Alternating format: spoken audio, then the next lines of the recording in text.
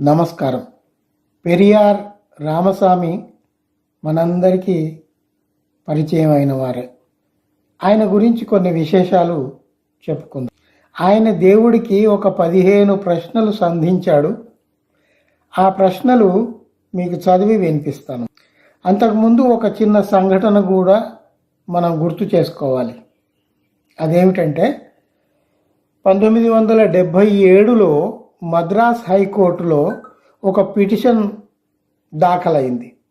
ఆ పిటిషన్ సారాంశం ఏమిటంటే, పెరియార్ రామస్వామి విగ్రహాల కింద ఫలకాల మీద చెక్కిన సూక్తులు, మాటలు ఏవైతే ఉన్నాయో అవి ప్రమాదకరంగా ఉన్నాయి, ధార్మిక భావనలకు విరుద్ధంగా ఉన్నాయి, ఎంతో మందికి మనోభావాలు దెబ్బతింటున్నాయి.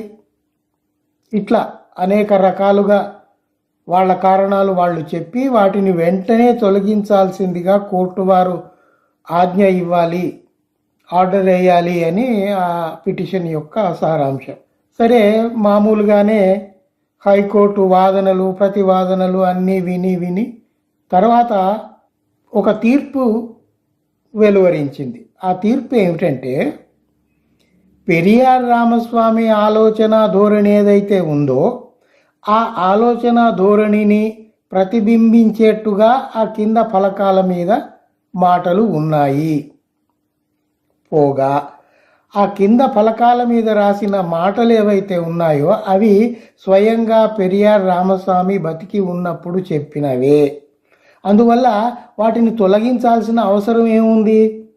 ఆయన విగ్రహం ఉంది కాబట్టి ఆయన ఆలోచన ధోరణి ఎలాంటిదో తెలియజేసే మాటలు ఆ విగ్రహం కింద చెక్కి పెట్టారు, అందులో తొలగించాల్సిన పని లేదు అని కోర్టు తీర్పిచ్చింది.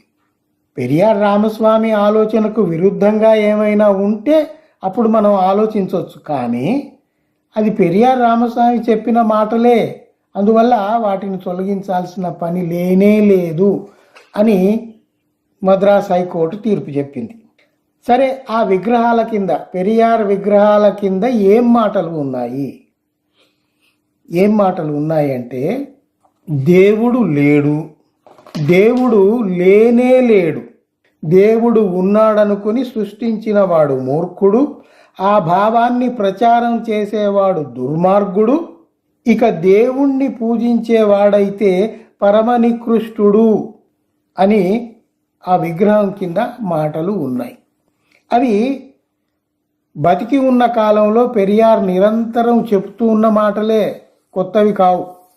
అందువల్ల కోర్టు అన్నీ పరీక్షించి అది పెరియార్ రామస్వామి ఆలోచన ధోరణిని ప్రతిబింబిస్తున్నాయి కాబట్టి ఆ మాటల్ని తీసేయాల్సిన పని లేదు అని స్పష్టంగా తీర్పులో చెప్పింది. నిజంగా వాటితో అభ్యంతరాలు ఏవైనా ఉంటే అటు చూడకుండా ఉండాలి, అవి చదవకుండా ఉండాలి.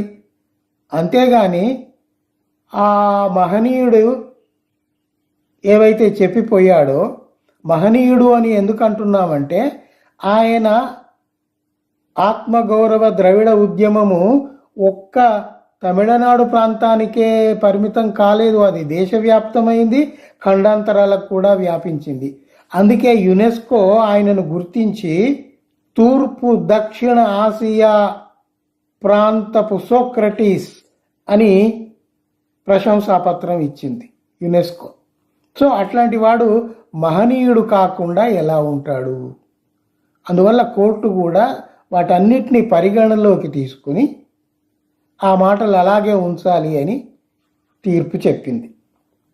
ఇకపోతే ఇందాక నేను అన్నాను, దేవుడికి సూటిగా పెరియార్ 15 ప్రశ్నలు సంధించాడు. ఆ ప్రశ్నలు ఏమిటో మీకు చదివి వినిపిస్తాను. 1, నువ్వేమైనా పిరికివాడివా? ఎవరికీ కనబడకుండా ఎందుకు దాక్కుంటావు? ఎవరి ముందుకు ఎందుకు రావు? 2వ ప్రశ్న, రాత్రింబవళ్ళు పూజలు అర్చనలు చేయించుకుంటూ ఉంటావు, పొగిడించుకోవటం అంటే నీకు అంత ఇష్టమా? 3వ ప్రశ్న, నీకు అంత ఆకలిగా ఉంటుందా? జనాల నుండి ఎప్పుడు మిఠాయిలు, పాయసం, పాలు, నెయ్యి, నూనె అన్నీ స్వీకరిస్తూనే ఉంటావు. 4వ ప్రశ్న, నువ్వేమైనా మాంసాహారివా? నోరు లేని పశువుల్ని, పక్షుల్ని ఎప్పుడు బలి కోరుతూ ఉంటావు, రక్తాలు పారిస్తూ ఉంటావు. నీ మాంసాహారానికి అద్దు అదుపు ఏమీ లేదా అని ప్రశ్నించారు. ఇంకా 5వ ప్రశ్నలో ఆయన ఇలా అడిగాడు, నువ్వేమైనా బంగారం వ్యాపారం చేస్తున్నావా? నీ గుళ్ళలో ఎక్కడికక్కడ వెండి బంగారాలు ఎక్కడ దొరికితే అక్కడ నొక్కేస్తావు. నీ గుళ్ళలోనే బంగారు వెండి అంతా ఎందుకు ఎక్కువగా ఉంటుంది? నువ్వేమన్నా బంగారు వ్యాపారమా నీది అని అడిగారు. ఇంకొక ప్రశ్న చాలా భయంకరమైన ప్రశ్న ఇది. నెంబర్ 6వ ప్రశ్న, నువ్వేమైనా వ్యభిచారివా? ఆలయాల్లో దేవదాసీలను ఉంచుకుంటావు. దేవదాసీ వ్యవస్థ ఎంత నికృష్టమైందో మనకు తెలుసు. అందువల్ల ఆ విషయాన్ని కూడా ఆయన ఎత్తారు. దేవదాసీలను ఎందుకు ఉంచుకుంటావు? ఏమన్నా వ్యభిచారివా నువ్వు?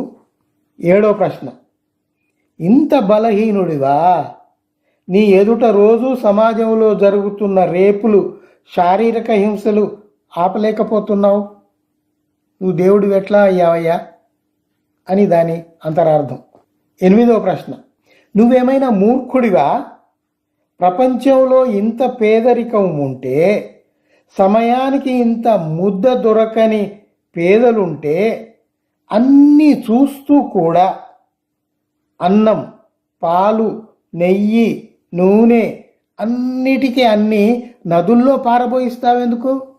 ప్రశ్న 9వ ప్రశ్న, నువ్వేమైనా చెవిటివాడివా?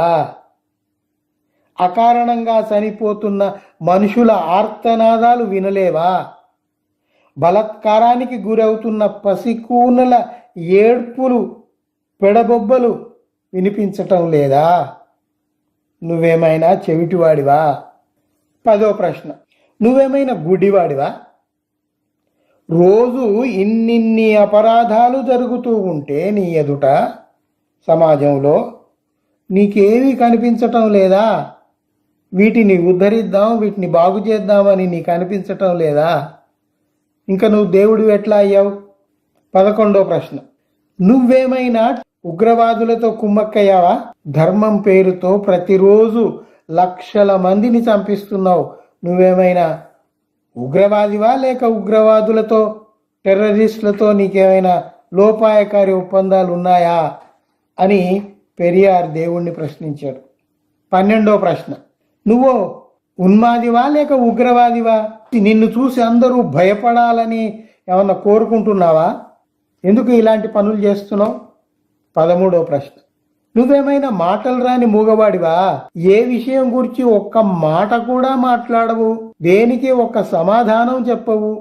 కోట్ల మంది లక్షల ప్రశ్నలు గుప్పిస్తున్నారే, నీకు వినబడవు, కనబడవు, వాటిని సవరిద్దామన్న బుద్ధి, జ్ఞానం నీకుండవు అని ఆయన తన ఆవేదనను వ్యక్తం చేశాడు ఆ ప్రశ్నలో. చివరి ప్రశ్న చూడండి, 15, నువ్వెంత మూర్ఖుడివో ఇక్కడే తెలుస్తుంది.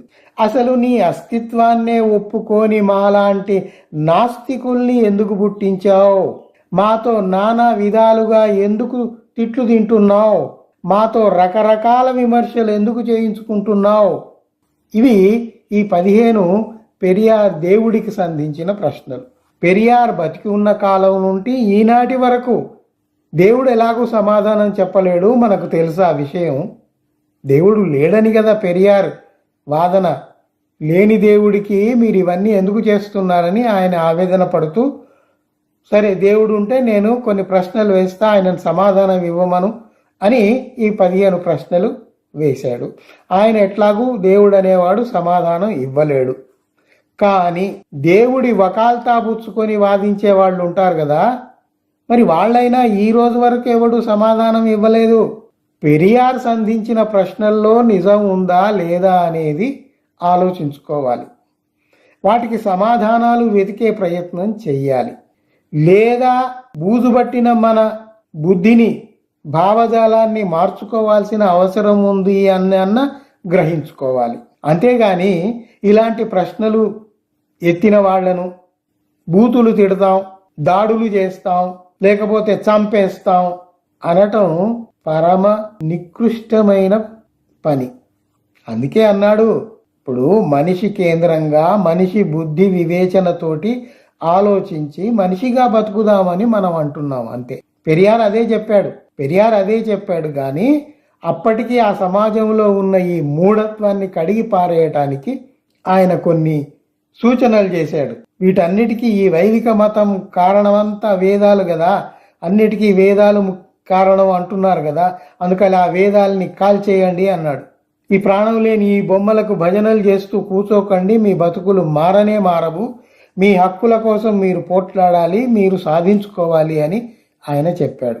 అందుకే స్వయంగా ఆయనే మట్టి బొమ్మలు, వినాయకుడివి ఇతర దేవతల బొమ్మలు తెచ్చి రోడ్డు మీద విసిరేసి, ఇట్లా చేయటం వల్ల కనీసం రోడ్లైనా బాగుపడతాయి, అక్కడ పెట్టి భజనలు చేయటం వల్ల ఏమీ కాదు, కళ్ళు తెరుచుకోండి అని ఆయనే బతికున్న కాలంలో చెప్పాడు.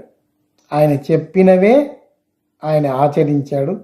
ఈ రోజు వరకు కూడా పెరియార్ బతికి ఉన్నాడని మీకు ఒక ఉదాహరణ ఇస్తాను. ఇటీవల ఉదయనిధి స్టాలిన్ సనాతన ధర్మం మీద ఒక కామెంట్ చేస్తే దేశమంతా అట్టుడికినట్టు ఉడికిపోయింది కదా.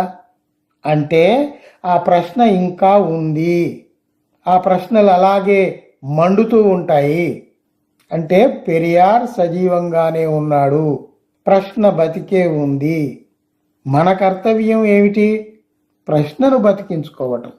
పెరియార్ లాంటి మహనీయుల ఆలోచన విధానాన్ని అనుసరించి మన జీవితాల్ని మనం బాగు చేసుకోవటం, మన సమాజాన్ని, మన దేశాన్ని, మన ప్రపంచాన్ని బాగు చేసుకోవటం. మనం అందరం మనుషులం గనక మనుషులుగా బతుకుదాం అన్న సందేశం ఇచ్చిన మహనీయులందరికీ మనం రుణపడి ఉండాలి.